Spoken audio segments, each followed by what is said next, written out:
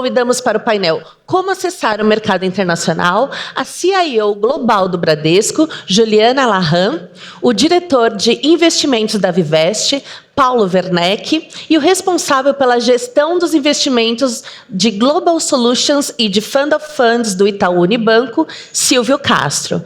Para moderar este bate-papo, eu chamo ao palco também o chairman da BlackRock Brasil e também diretor da Ambima, o Kaká Takahashi. Por favor, sejam bem-vindos. Lembra da autodescrição, tá?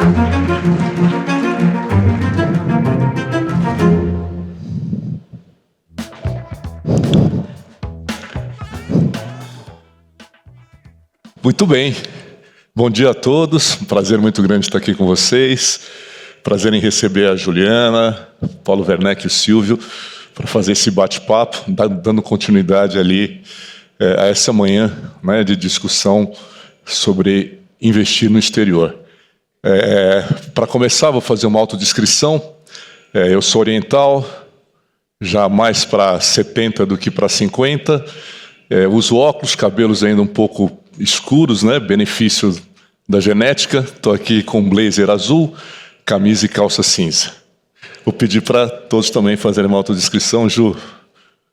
Obrigada. Bom dia a todos. É um prazer estar aqui. Eu sou Juliana. Eu sou morena, de pele morena clara, cabelo liso, comprido, castanho escuro. Estou vestindo uma camisa branca, uma calça caramelo clara, sapato caramelo claro. E vou passar aqui para o Paulo Werneck para ele se apresentar. Bom dia a todos, obrigado, é um prazer estar aqui no painel, dividindo com colegas e amigos de longa data. Sou Paulo Werneck, diretor de investimento da Vivest, atualmente. Sou alto, 1,88 m, né, cabelos castanhos claros, pele clara, olho castanho claro, estou de camisa azul e calça preta. Para por aí, né, senhor? Bom dia a todos. Primeiro, obrigado pela oportunidade do bate-papo. Prazer estar aqui com vocês. Meu nome é Silvio Castro, sou responsável pela área de Solutions e Fund of Funds local e internacional do Itaú Unibanco. Sou moreno, tenho olho castanho, já tive bastante cabelo castanho, hoje bem menos. Estou de terno cinza e camisa azul. Kaká, depois você passa o nome da tintura do teu cabelo para a gente... Passo. É boa, hein? É boa. O Silvio, você falou que ia fazer a descrição segundo a mãe, segundo a avó, né? Mas você optou... Minha mãe, eu tenho 2 metros. Brad Pitt cover, né? Não, excelente, obrigado. E vamos dar continuidade, então, ao bate-papo, né? O pessoal falou muito, acho que nessa primeira parte da manhã, nós falamos muito sobre as razões de investir lá fora, o que embasa, né, você realizar os investimentos no exterior, diversificar a carteira e assim por diante. E agora nós vamos tratar um pouco de como acessar esse mercado. Nesse aspecto também, acho que aqui está todo mundo há longo tempo nessa batalha, né, de fazer essa agenda se movimentar, e a gente sabe que muitas coisas aconteceram nos últimos anos, muitas coisas relevantes, tanto sobre o aspecto de infraestrutura, como o aspecto regulatório. E eu queria pedir para vocês, para começar esse bate-papo, que a gente abordasse um pouco como é que vocês estão considerando essa possibilidade de acesso, né, a forma de como a gente, como investidor, pode acessar mercados globais e também considerando, claro, o estágio em que cada investidor se encontra, né? Porque também o mercado tem atraído cada vez mais investidores que se encontram num estágio de maturidade bastante diverso, né? Então, eu vou começar e vou começar com o Silvio lá, para a gente fazer esse bate-papo sobre esse ponto de acesso ao mercado exterior. Então, vamos lá. Eu acho que a primeira coisa, acho que pouca gente tem dúvida do quanto a nossa indústria ela evoluiu nesse acesso aos investimentos internacionais, né? Eu acho que se a gente voltar uma década atrás, a gente tinha alguns poucos pioneiros tentando trazer bons produtos de gestão ativa lá de fora para os investidores locais começarem a acessar. O primeiro desafio da turma foi a variação cambial, isso acabava piorando significativamente a percepção de risco-retorno, porque o investidor local ele acabava sempre olhando em reais, e aí esse efeito da moeda acabava dificultando muito essa apreciação do quanto a diversificação internacional podia ajudar na construção da carteira. Bom, aí a tentativa seguinte foi, bom, então vamos redear isso para reais. Isso já foi um belo de um avanço, mas a gente continua tendo um custo de hedge relativamente alto, o que dificulta e come parte desse alfa, em teoria, que os investimentos internacionais poderiam trazer. Mais recentemente, a gente começou a sentir um outro avanço na indústria, que ao invés de tentar brigar em produtos de renda fixa, onde esse efeito do hedge cambial dificulta bastante essa percepção do alfa, que tal pensar em combinar classes de ativos locais e internacionais? E aí a gente começou a ver um aumento relevante nas estratégias de renda variável e de hedge funds. E aí, na nossa opinião, essa é uma construção que faz muito, muito sentido para o investidor local. Pela diversificação, se você olhar a forma como os mercados de renda variável, eles, olhando do bottom-up, tá? Como eles estão construídos lá fora, compara com a nossa bolsa aqui, eles são incrivelmente complementares. E a correlação deles com a nossa renda fixa curta ou longa aqui no Brasil também é muito baixa. Então, de fato, é uma composição que faz muito, muito sentido. Então, esse tem sido mais um avanço em que, pese o fato da gente ver um peso ainda relativamente pequeno em investimentos internacionais, ele mascara um pouco uma parte dos recursos dos brasileiros que, de fato, está sendo investido fora do Brasil. Então, eu acho que a gente foi caminhando, ainda que passos mais lentos do que a gente esperava como indústria, a gente vem caminhando na direção certa, tanto aqui quanto nessa diversificação do recurso que, de fato, foi expatriado, vamos chamar assim. Ju, Paulo, querem adicionar alguma coisa? Eu acho que assim, a gente falando um pouco de forma, né, de investimentos, eu acho que teve um grande divisor de águas que foi muito importante para a alocação internacional, que foi a taxa de juro A2. Porque ela fez, infelizmente ou felizmente, no Brasil, a gente tem uma taxa de juros alta. O investidor ele acaba tendo menos apetite a risco porque a renda fixa acaba se pagando. Quando a gente teve a taxa de juros A2, esse investidor teve que repensar o portfólio dele. Eu acho que foi o grande momento que ele, não vou falar deu à luz, mas eu acho que foi um momento muito importante em que ele percebeu que ele poderia diversificar em outras classes de ativos e que hoje existiam veículos para acessar essas classes de ativos. E aí, falando um pouco de veículos, né, a gente teve... Hoje você consegue, em praticamente qualquer plataforma, banco, acessar um fundo de investimento de ações global, de renda fixa global ou de asset allocation global. Então, acabou virando uma alocação fácil, simples, de simples acesso e com tickets muito baixos de acesso também, né? Eu acho que esse foi o grande divisor de águas, que eu acho que teve esse boom de alocação internacional e o mercado abriu os olhos. O segundo foi a taxa de juros alta nos Estados Unidos, que a gente não via há muito tempo. Eu acho que também o investidor começou a olhar como uma possibilidade de se ganhar rentabilidade ou renda através de investimentos no exterior. Eu acho que foi um segundo passo que trouxe à luz também essa discussão de, não é só taxa de juros a zero, não é só... rentabilidade baixa. E adicionado a isso, um retorno histórico do S&P aí, se a gente pegar os últimos 10 anos, já está acima de 13% a média histórica anualizada de retorno pelo S&P. Então, o que aconteceu? O brasileiro começou a ver que ele ficava fora dessa festa. Então, também existiam possibilidades de retorno. Não era só... Antigamente, a gente alocava, né, acho que o Flora falou disso, para esconder o capital, porque todo mundo tinha medo da fronteira. Hoje, não. Hoje virou uma peça importante de diversificação e também de rentabilidade. Antes era só diversificação, agora é diversificação e rentabilidade. Se a gente juntar a Bolsa Americana e o que andou o dólar nos últimos 10 anos, teria batido de lavada o CDI. Claro, ninguém vai alocar só em Bolsa Americana. E, por fim, uma outra coisa que o Juliano comentou aqui, no começo, o Brasil hoje representa 1,5% dos ativos investíveis no mundo.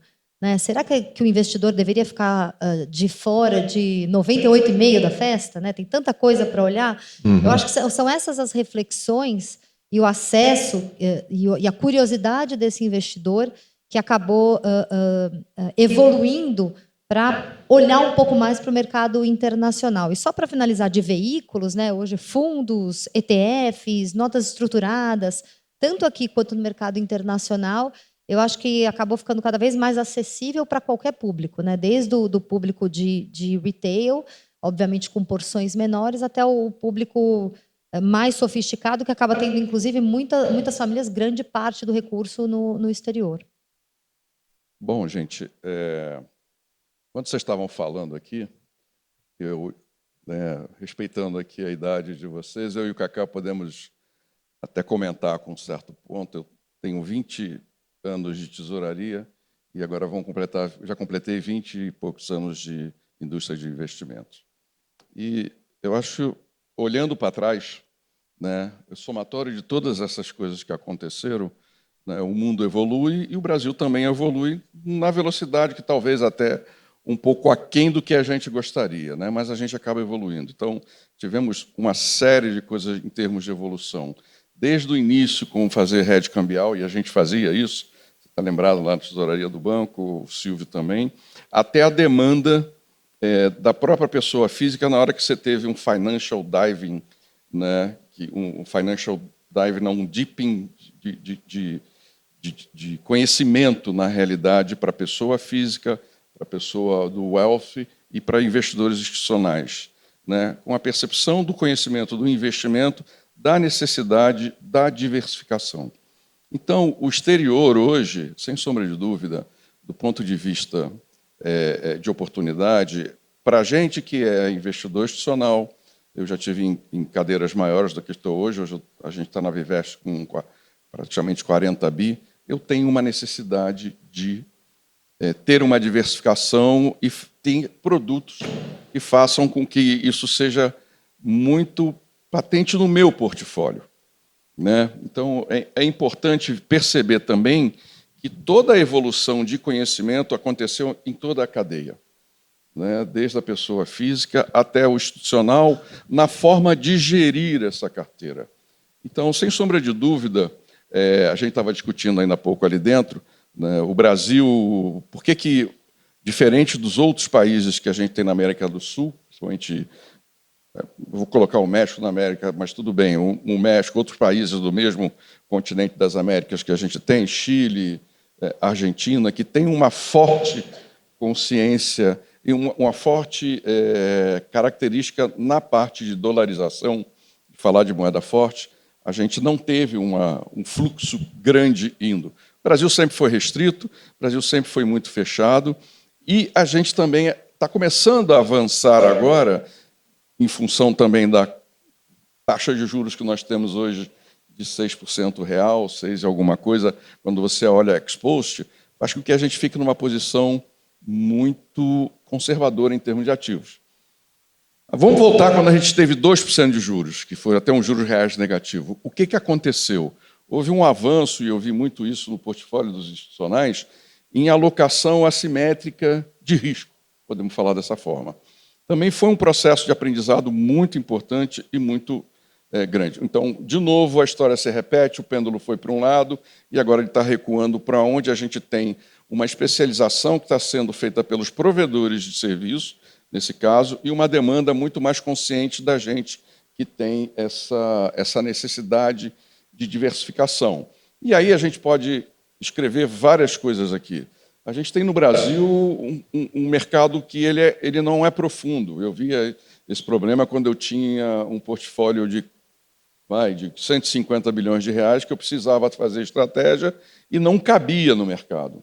Na parte de equities, né, você olha a quantidade de empresas que tem listadas, das 400, que eu não estou equivocado, você tem liquidez em 130, vamos falar.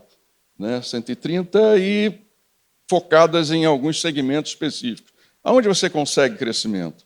Aonde você consegue ter evolução tecnológica e capturar isso para o teu portfólio? Está no exterior, aonde o mercado está muito melhor desenvolvido. A gente está caminhando para lá.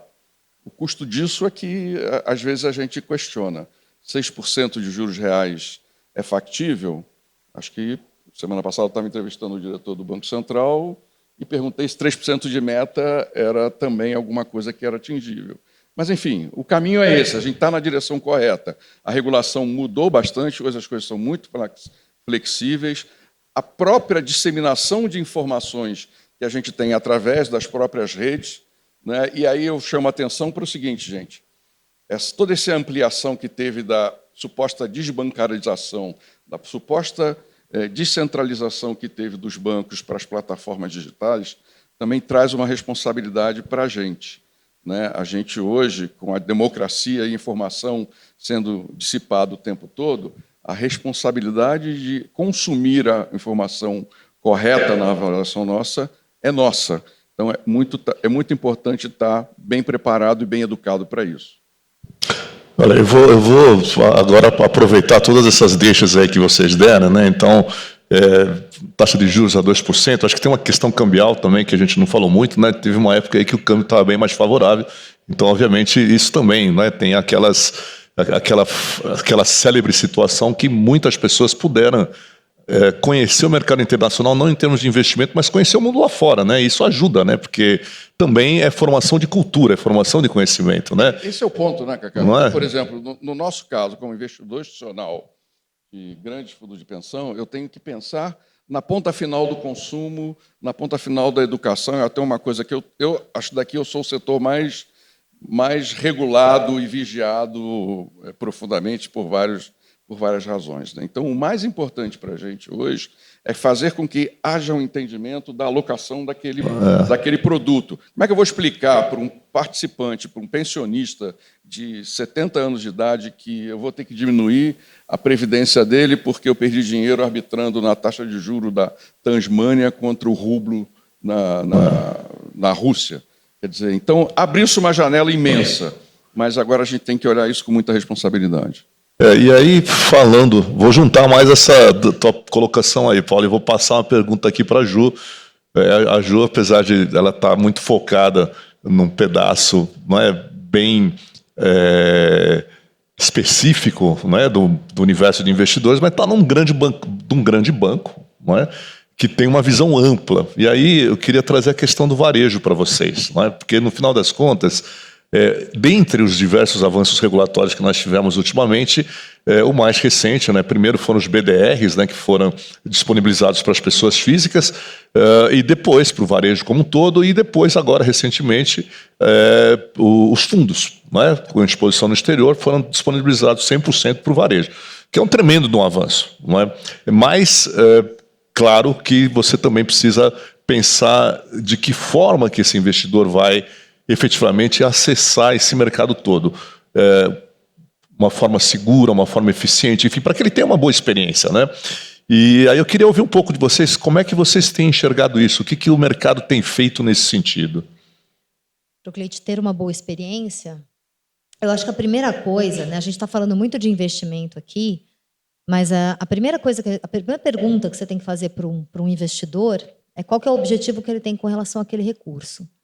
Porque o Silvio comentou uma coisa do dólar, e é verdade, porque todo mundo quer comparar um investimento em dólar em CDI. Já é o primeiro passo errado. Né? Você tem que comparar banana com banana e maçã com maçã. Então, por que você tem um investimento em dólar? Talvez nos 6 meses, em 12 meses, ele não dê a rentabilidade do CDI, mas o seu foco não pode ser esse. Né? O investidor, se você pegar no longo prazo, a gente falou aqui dos últimos 10 anos, os investimentos internacionais terem... Né, muitas classes terem, inclusive, batido o CDI.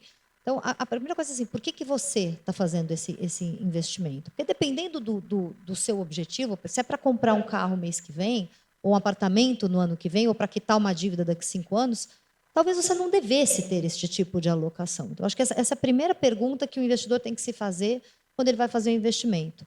Agora, se ele está começando a poupar, porque você comentou do varejo também, né? Vamos pensar qual que seria uma regra básica, né? O investidor começa no varejo, depois ele vai para um afluente, depois ele vira um private e talvez ele vira um empreendedor e um mega investidor. Isso seria um caminho natural a se seguir. E esse processo de investimento ao longo do tempo, você pode usar o tempo ao seu favor. Então, quando você identifica aquele investidor, quando você dá um advice para ele, né, e isso vale para o público aqui que a gente está conversando, quando você senta com o teu investidor, se ele tem um horizonte de longo prazo, sem dúvida ele tem que ter uma alocação internacional.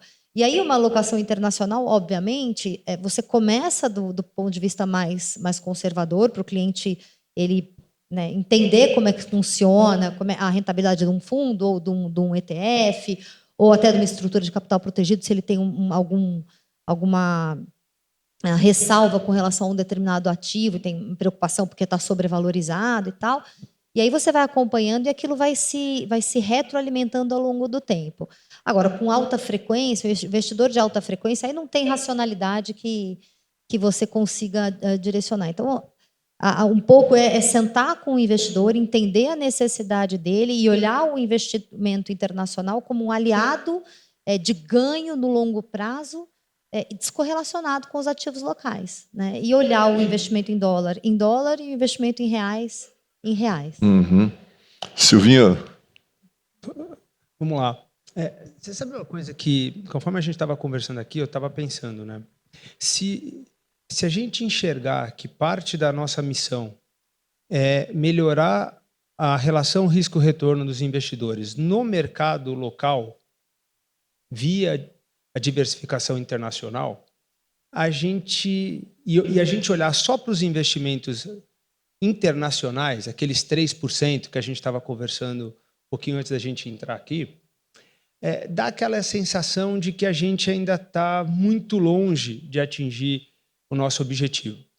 Mas aquele número, ele, de certa forma, ele ignora duas coisas importantes. A primeira é, uma parte hoje do investidor aqui brasileiro, ele também aloca indiretamente nos mercados lá fora, via os gestores de multimercado. Só para vocês terem uma ideia de ordem de grandeza, cerca de 2/3 a 3/4 do orçamento de risco de várias das principais gestoras no país está em juros, câmbio, bolsa, commodities lá fora. Então, não é que o investidor, se ele só tem aquele BDR do S&P ou ele tem um fundo de uma determinada casa lá fora, essa é a única forma de ele se expor ao mercado internacional. Isso não é 100% verdade. Provavelmente seria a forma mais eficiente, seria a mais direta, mas indiretamente ele está fazendo isso também.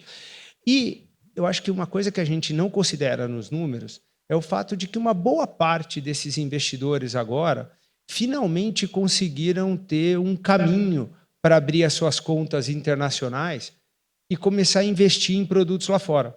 E aí, a gente pode aqui ficar discutindo se o ser humano ele lê certo ou não, se ele deveria olhar o investimento internacional em dólar que está bucado aqui no Brasil e não em reais. Mas, assim, essa discussão ela é maravilhosa, mas ela não vai mudar o ser humano.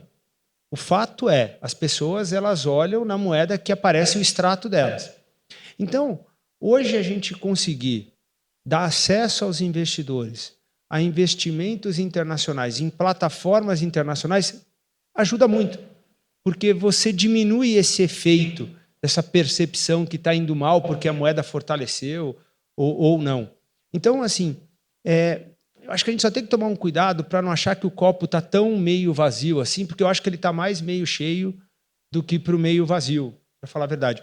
E isso não quer dizer que a gente não tem que continuar na nossa luta aqui para explicar para o investidor que o nosso mercado de capitais, embora incrivelmente abrangente e profundo para um país emergente, continua sendo um mercado de capitais de um país emergente, com todas as limitações de diversificação setorial, de diversificação de indexação e de risco geográfico inerente a um país emergente. Então, que faz sentido você incluir essas outras classes, essas outras geografias, eu acho que é meio dado. A questão é como é que a gente faz de uma forma que não seja um incômodo para o investidor. Eu acho que esse é o nosso grande desafio.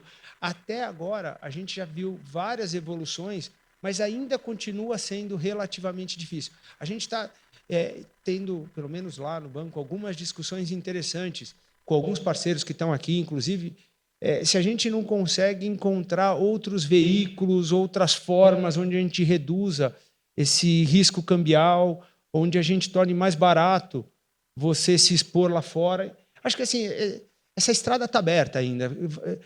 Certeza que daqui a alguns anos, quando a gente sentar de novo para discutir esse tema, a gente vai ver que a gente evoluiu mais ainda. A gente fala, mas em 2024 a gente estava falando isso.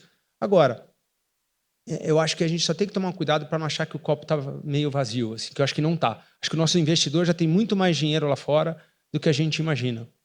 Eu vou aproveitar. O Werneck com certeza quer dar um pitaco nessa pergunta, mas eu vou aproveitar uma deixa que o Silvio deu, que é a questão do risco, né? Porque é uma outra dimensão que você tem que olhar a hora que você está fazendo diversificação, né? Quer dizer, a diversificação por si só já é um mecanismo de mitigação de riscos, né?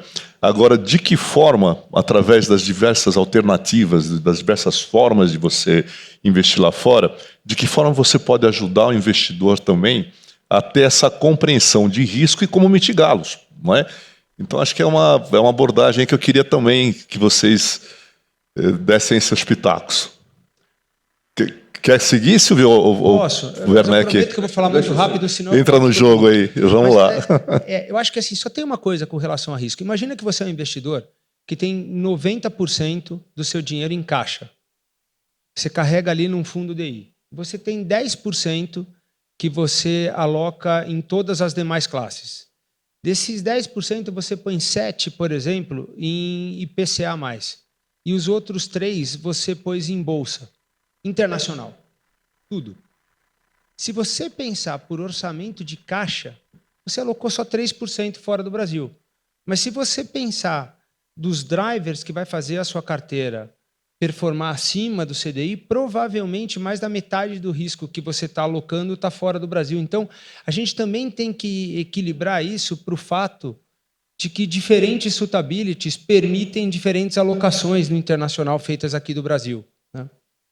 Esse é o fato, né, Silvio? Quando você fala que, quando eu trago na evolução do sistema hoje, a gente tem os hedge funds que acessam instrumentos que estão lá fora e a gente está alocado nele, e que está transferindo toda essa tecnologia de usar o exterior para cá, além da questão da inserção que o Brasil tem no mercado internacional. Não adianta, puxou juros lá fora, caiu juros ou uma crise em qualquer região, ela vai refletir diretamente aqui nos ativos que a gente está alocando e indiretamente de uma derivada segunda, alguma coisa nesse gênero, né? Mas assim, de novo, eu chamo aqui aos velhos tempos em que a gente viu isso, né, na parte da cultura do brasileiro começando a ser disseminada desde quando acabaram com o mercado de black, que a única maneira que você tinha para acessar o mercado no exterior era através do black, e o black refletia tudo possível e imaginável, desde o dinheiro não, vamos falar, limpo, até o dinheiro limpo. Quando o Brasil deu uma transparência, criou o câmbio flutuante através lá das CC5, começou de novo fluir o dinheiro por ali, e aí vieram a disseminação de outros vários instrumentos com os players que nós temos hoje. Isso é muito importante, né? Porque você acaba com aquela caixa preta que existia de acessar o exterior. Mas agora, de novo, ainda eu insisto nisso, porque eu vi muita coisa alocada de uma forma não simétrica, né?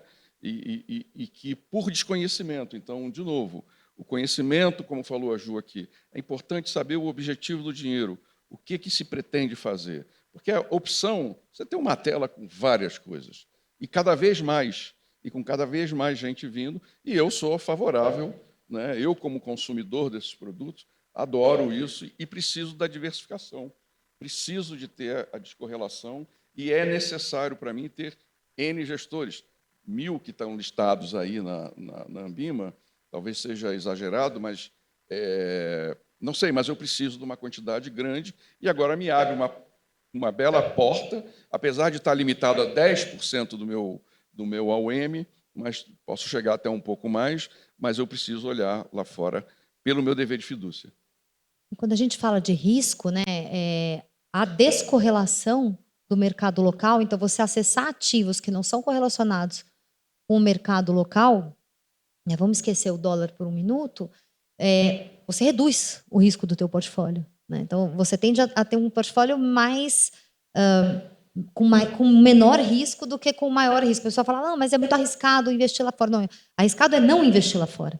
É você estar concentrado, né, aqui numa única fonte. O Silvio comentou, você tem várias... Mesmo, por exemplo, o mercado de multimercados. Às vezes você tem muitos multimercados com a mesma estratégia, você também não está diversificando, né? Então, dentro do universo de fundos e de classe de ativos, você consegue criar um mundo muito diversificado. E aí a grande... Eu sempre falo isso, né, que a diferença entre o remédio e o veneno sempre vai ser a dose, né? Então, é muito... na hora que a gente está sentado com o cliente, por exemplo, tem muitas famílias que planejam se aposentar e morar fora do Brasil. Então, se esse é o teu plano, né, um monte de gente tirando cidadania e tal, se é teu plano, você tem que começar a ter dinheiro agora para, né, para esse dinheiro ir rendendo e trabalhando para que você tenha renda no futuro em dólares ou, né, seja lá a moeda que for. Então, a gente até escreveu, o nosso estrategista escreveu um paper há um tempo atrás que ele falou assim, rico em reais, pobre em dólar, né? E eu acho que, e para finalizar, eu acho que nesse momento, eu acho que a pandemia e a inflação e a gente nunca viu os preços fora do Brasil subirem como subiu, né? Quem teve a oportunidade de viajar. E voltando para aquela história do varejo afluente private, todo mundo tem a aspiração de fazer uma viagem internacional, de evoluir e fazer, né, enfim, viajar e tal. Então, mesmo esse cara do varejo, se ele tem essa aspiração no futuro, ele também tem que começar a pensar em poupar em dólar para poder fazer aquela viagem que ele planejou no futuro, né? Então, é muito... O investimento internacional ele vai muito além, desde a viagem que você está olhando até o planejamento de vida e de futuro, de mudar de país, enfim, que tem acontecido, né, de forma bastante frequente. Perpetuação do patrimônio. É isso aí. Nosso tempo está quase acabando, mas eu vou ver se eu consigo fazer mais uma pergunta para cada um de vocês, um pouquinho mais específica. Eu vou começar com o Silvio. Silvio, aqui a gente tem na audiência, tanto na presente quanto na online, né, as pessoas que estão trabalhando diretamente junto aos clientes, né, os advisors, enfim, é esse universo que está aqui representado, né? E eu queria uma visão tua sobre a ótica das gestoras, né? Que com as mudanças regulatórias todas, 175 e assim por diante, obviamente há um movimento que eu imagino que esteja acontecendo junto às gestoras para conseguir chegar com produtos adequados, com mecanismos adequados até esse investidor de varejo que agora está entrando nesse mundo. O que você tem visto sobre a perspectiva de gestoras? Eu vou conseguir fazer o fechamento do ciclo, né, do começo da nossa conversa. Eu verdadeiramente estou otimista com o que a gente está vendo de desenvolvimento da indústria. Eu acho que a gente, como indústria aqui no Brasil, a gente ainda não está usando toda a flexibilidade que a 175 ela vai oferecer com relação às classes, às subclasses e tal. Eu acho que esse assunto já foi debatido em outros fóruns, mas o que eu acho que é o mais importante dessa discussão, aí voltando para a nossa realidade aqui como investidores, falando sobre o mercado internacional, é que a gente vai conseguir oferecer, via essa flexibilidade que a 175 oferece agora, diferentes alternativas com diferentes custos para diferentes segmentos. Eu acho que isso é uma vantagem imensa. Isso posto, como eu falei para vocês, de novo, eu acho que, seja via ETFs, seja via fundos passivos, seja via os fundos tradicionalmente ativos que a gente já vê na indústria há mais de 2 décadas, com algumas casas que foram pioneiras nisso, como eu falei no começo. Ou seja, indiretamente via o mundo multimercado, assim, mesmo que o seu cliente não saiba, ele está diversificando internacionalmente, até porque não tem no Brasil tantas fontes descorrelacionadas de alfa assim disponíveis. Legal, Silvio. Eu tenho 10 segundos aqui, hein? Ju, me fala aqui também, dentro dessa mesma ótica, né, do nosso público, tem muita gente que está ali atendendo o private banking aqui, né? Como é que você tem visto a evolução do private banking na exposição global e como é que você entende que o que se aprende com o private banking pode ser utilizado para atender outros clientes?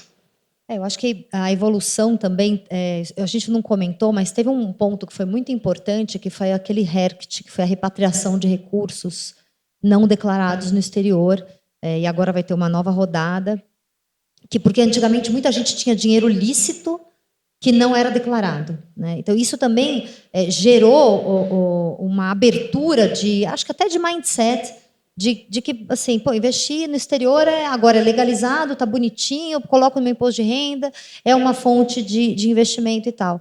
Então, eu acho que o investidor private, de uma forma geral, ele já está mais sofisticado.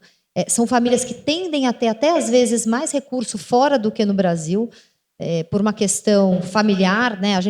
Quando a gente vai falar, inclusive, de sucessão, às vezes você tem um filho em cada lugar do mundo, né? E você tem que se organizar do ponto de vista sucessório quando você tem um grande empresário ou tem muitos recursos e tal.